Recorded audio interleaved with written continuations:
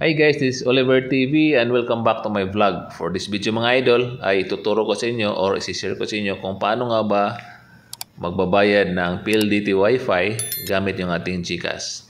So ang una natin gagawin mga idol ay punta tayo sa ating GCash apps. And then pagkatapos natin mag-login sa GCash mga idol ay pipindutin po natin yung bills. And then pipindutin po natin yung telecom. So dito hahanapin po natin yung PLDT at kapag nahanap na po natin yung PLDT mga idol ay tapo natin. And then dito sa amount mga idol ay itatype po natin yung amount na ibabayad natin sa ating PLDT. Tapos itype po natin yung 10-digit account number ng ating PLDT home wifi.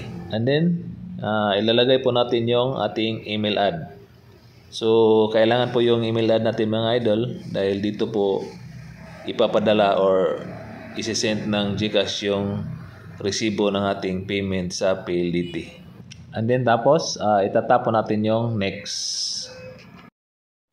And then dito pipindutin natin yung next.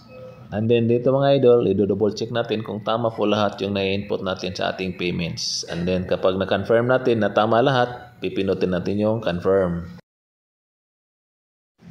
So ayan po mga idol, successful po yung ating payment. Screenshot lang po natin. So ganyan lang po kadali magbayad ng PLDT Wi-Fi gamit po yung ating GCash. So sana may natutunan kayo sa video na to. See you on my next video and God bless.